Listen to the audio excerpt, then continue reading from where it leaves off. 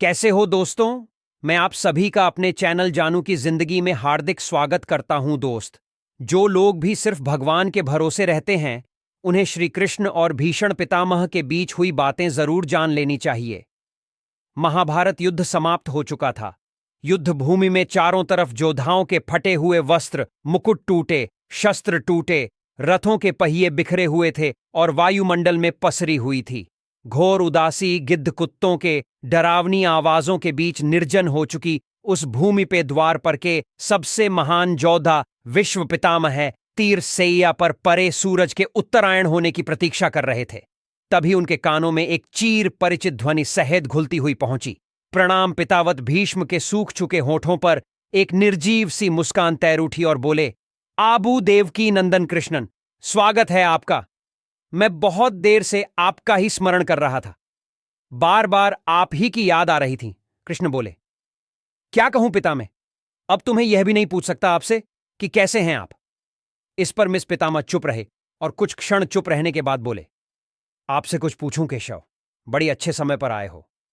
संभवतः यह शरीर त्यागना के पूर्व मेरे बहुत सारे भ्रम समाप्त हो जाएंगे। श्री कृष्ण बोले, कहिए ना पितामह, आप जो कुछ भी पूछना चाहते हैं पूछ सकते हैं। पितामह भिस ने कहा, एक बात बताओ केशव, तुम तो ईश्वर हो ना। श्री कृष्ण ने बीच में ही टोक कर कहा, नहीं पितामह, मैं तो आपका पौत्र हूं, ईश्वर नहीं।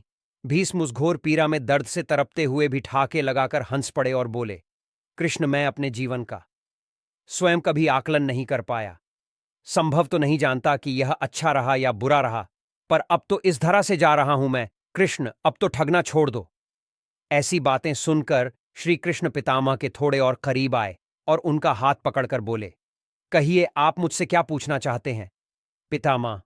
इस पर भी पितामह बोले, एक बात बताओ, कन्हैया इस युद्ध में जो हुआ वह ठीक था क्या। कृष्ण ने कहा, किसकी ओर से पितामह है, पांडवों की ओर से या कौरवों की ओर से। इस पर पितामह भीषण ने कहा, कौरवों की कृतियों पर चर्चा का तो अब कोई अर्थ ही नहीं रहा। कृष्ण पर क्या पांडवों की ओर से यह हुआ वह क्या सही था, वह उचित था।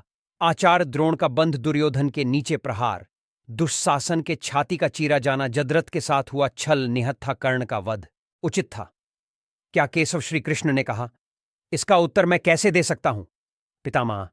इसका उत्तर तो उन्हें देना चाहिए जिसने ये सब किया। उत्तर दें, दुर्योधन का बंध करने वाले भीम उतर दें, करने और जयद्रथ का बंध करने वाले अर्जुन। मैं तो इस युद्ध भूमि में कहीं था ही नहीं। पितामह, ये बातें सुनकर पिता हूं मैं। भीष्म ने कहा, अभी भी छलना नहीं छोड़ोगे केशव। अरे दुनिया भले ही कहता रहे कि महाभारत का युद्ध अर्जुन और भीम ने जीता, पर मैं जानता हूं कन्हैया या तुम्हारी ओर सिर्फ तुम्हारी ही विजय है। मैं तो उत्तर तुम्ही से ही पूछूंगा केशव। पितामह भीष्म के इतना कहते ही श्री कृष्ण थोड़ा गंभीर स्वर में बोले, सुनिए पितामह, कुछ भी बुरा नहीं हुआ, कुछ भी अनैतिक अनुचित नहीं हुआ, जो होना चाहिए वही हुआ। पितामह ने कहा, यह बात तुम कह रहे हो कि सुमर्जदा पुरुषोत्तम राम का अवतार कृष्ण कह रहा है। यह छल तो किसी भी युग में हमारे सनातन संस्कारों का अंग नहीं रहा है। फिर यह उचित कैसे हुआ। श्री कृष्ण ने कहा, इतिहास से शिक्षा ली जाती है पितामह। निर्णय वर्तमान के परिस्थितियों के आधार पर लेना पड़ता है। हर युग अपने तर्कों और अपनी आवश्यकता के आधार पर अपना नायक चुनता है। राम तीरता युग के नायक थे। मेरे भाग्य में द्वार पर आया हम दोनों का निर्णय एक साथ नहीं हो सकता। इस पर भी स्मिता मां ने कहा, मैं कुछ समझ नहीं पाया केशव। श्री कृष्ण ने कहा, राम और कृष्ण की परिस्थितियों में बहुत बड़ा अंतर है। राम के युग में भी रावण के जैसा शिव भक्त होता था। तब रावण जैसी नकारात्मक शक्ति के परिवार में भी विभीषण जैसे संत हुआ करते थे।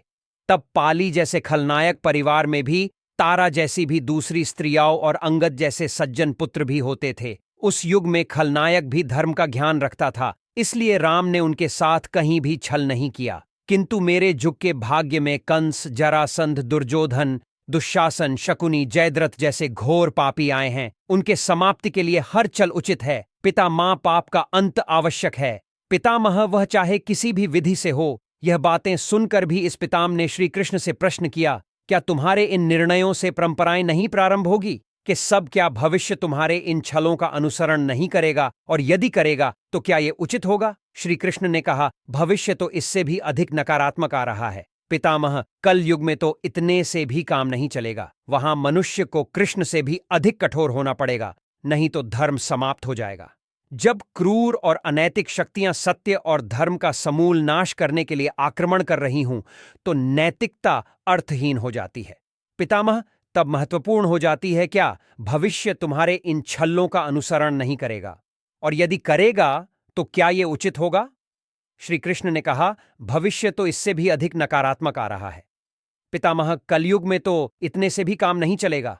वहां मनुष्य को कृष्ण से भी